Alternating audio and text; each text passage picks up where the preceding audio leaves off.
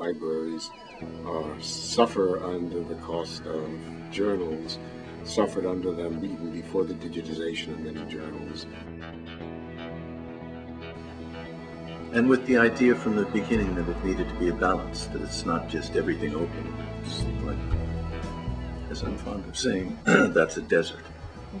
And you need some shelter.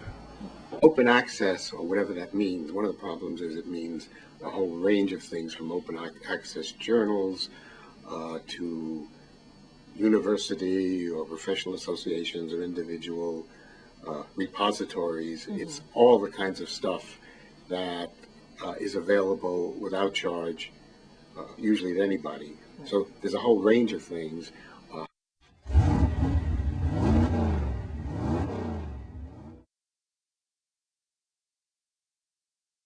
The prices were going up tremendously. More and more journals are published, many of them, a very high proportion of them in digital form. Many of them are very expensive, particularly in the sciences, technology, and medical fields. And what it means is the libraries no longer can no longer afford them, even a library as big as Harvard's. So it's a big drain on library money, and so we've been very much involved in trying to figure out how to get cheaper modes of getting this information out. There's an economically pathological way of doing things. That is, in the sciences, often the research is funded by the U.S. government. It's done by researchers. Sometimes they even have money to pay publishers to publish it. Commercial publishers publish the journals and then sell it back at a very high rate of profit to libraries. And the real problem is, it's like any economic system where the users, the ultimate users, aren't the payers for the journals. And so the ultimate people who pay for the journals are the libraries, and the users are the researchers. And so the researchers are less concerned about the price, and the libraries are going broke. Anyway, so that's why we're agitated.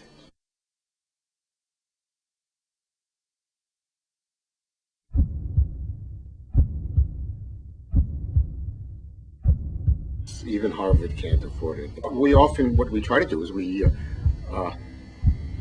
try to run by members of the faculty the journals we are cutting to see whether people want them or not. And that's one of the problems, because these journals, though each one seems to be more esoteric than the other, nevertheless there are people who really need them, and that's the purpose of the library, to serve these people. So it's a problem. I mean, one of the real problems is the difference between journals and monographs is journals you lock yourself into. So you have to make a positive decision to cancel it, and this really can upset faculty members for a very good reason. What can they do to kind of stop this process so that their journals don't get cut anymore? Well, there are lots of solutions suggested. All of them are complicated. One of them is the possibility of open access journals.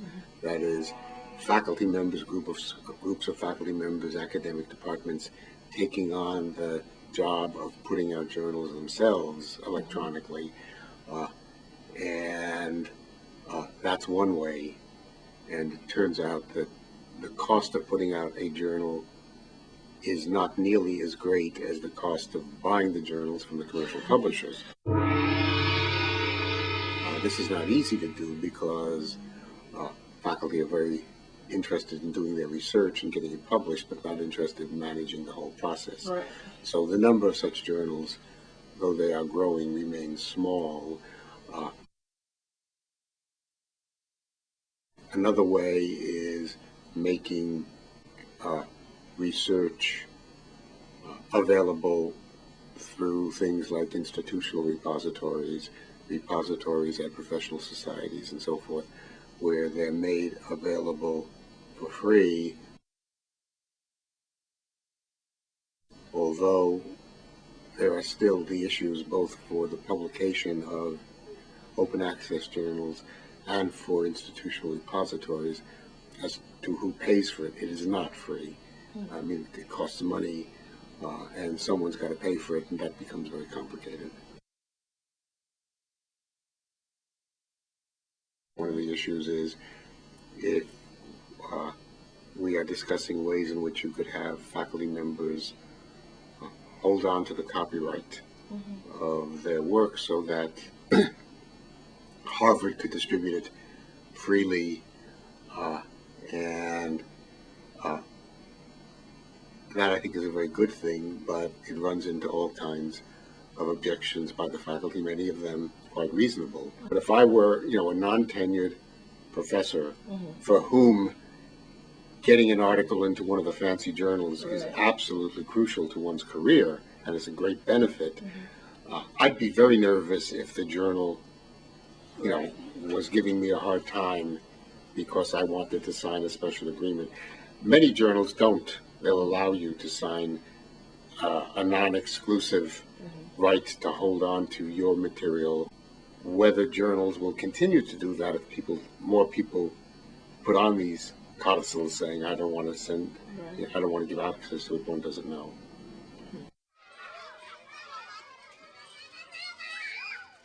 I was engaged in a knockdown, drag-out battle with the editor of the American Political Science Review on an article I had submitted, and they wanted it revised in a variety of ways, and I thought that their readers didn't understand, were idiots. They didn't understand the depth of my research, and we were having a big debate about it. When you got right down to it, that's the thing that worried me more than, the structure of the journal market. I mean, so that my passion, as is the passion with many faculty members, is getting my research done and getting it out there because I want people to read it. And so when people finish an article, which takes a long time to do, their mind wanders and they're not going to worry about the whole issue. Faculty members play both sides of the street. I mean, they are producers and therefore they want to make the best deal for their production. On the other hand, they're consumers, so they want open access. They want, in terms of what they want to get, open access isn't always what seems to be in their interest in terms of the production that they do.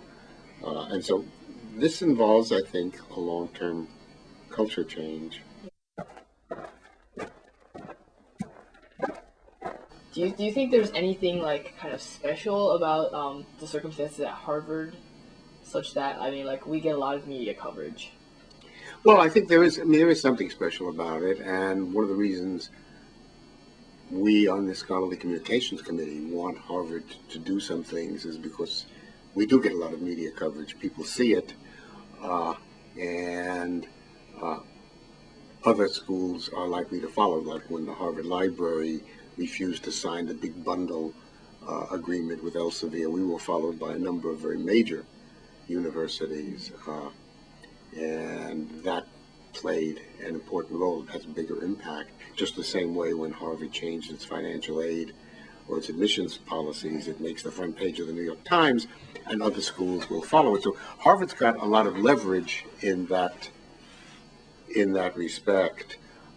That doesn't mean it's easy to figure out exactly what to do. When I think about Harvard as an entity in this new integrated information, technologically highly sophisticated space, I think of Harvard as a humanities school in some sense at its core. And it makes sense to me that Harvard would look to MIT for wisdom about how to move in this new space. And MIT has been there as far as exploring openness and embracing it. One of the things that's happened is the faculty and administrators have recognized that this is a general problem for the university as a whole, so that the provost set up, for instance, a committee on scholarly communication that Stuart Schieber, who's at that meeting, and I are members of, dealing with that kind of issue, not just through the library, but through the faculty and through the university administration. I think that Harvard, in part because it's got that huge endowment, because it's got that huge reputation, because it really does have the world-class faculty and the world-class resources, has despite the fact that it is a private institution, it has a public responsibility of an immense sort. And every once in a while I say, well, I ask the question you asked. I'll ask the faculty members, well, do you think we're diminishing Harvard? And they will say, oh, gee, I never thought of it that way.